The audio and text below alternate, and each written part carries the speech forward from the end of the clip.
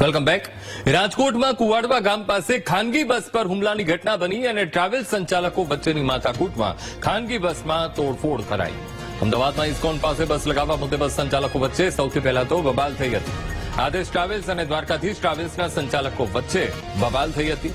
આદેશ ટ્રાવેલ્સની બસમાં 4 શખ્સોએ તોડફોડ કરી, બસના કાચ તોડીને ડ્રાઈવરને માર માર્યો।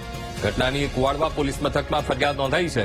પોલીસે સીસીટીવીના આધારે તપાસ શરૂ કરી છે।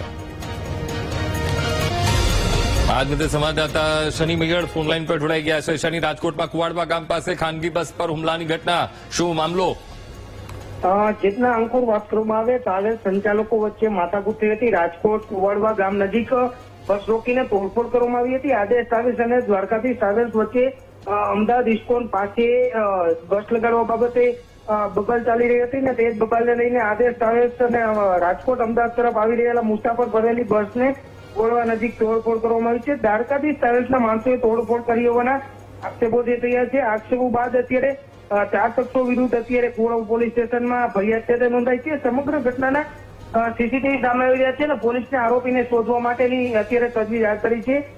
કુવાડવા પોલીસ સ્ટેશનમાં અત્યારે ગુનો નોંધી અને દ્વારકાધીશ ટ્રાવેલ્સના માણસોને શોધવા માટેની તજવીજ હાથ ધરી છે। જી અંકુર। જી બિલકુલ શનિ, સમગ્ર માહિતી સાથે જોડાવા બદલ આપનો આભાર।